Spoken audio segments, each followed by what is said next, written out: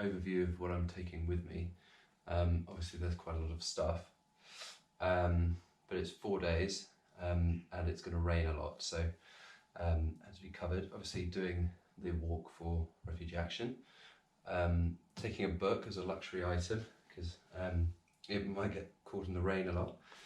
I'm not taking a jumper, I'm just taking a Patagonia puffer jacket, 1 pair of trousers, 1 t-shirt, a couple of pants, and then hiking socks, a few pairs.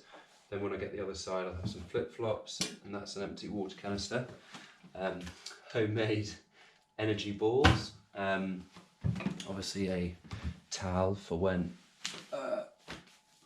I get washed, and then each of these little bits fit within a dry bag so that they kept dry.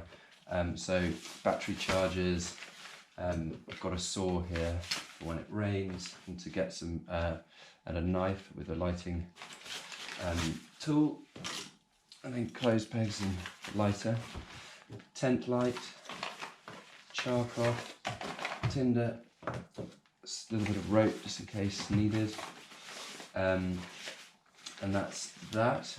Sunglasses obviously, and then this is the cooking area. So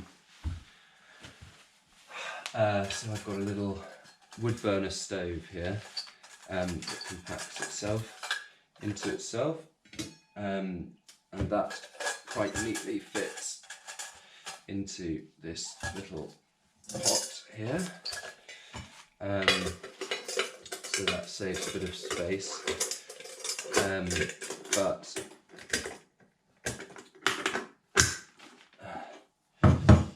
I'll be taking this glove because it gets very hot, and then firelighters just so that they're spare, 2 litre Camelback, tent that's about 2 kilos, sleeping bag, roll mat to sleep on, and then a load of feet.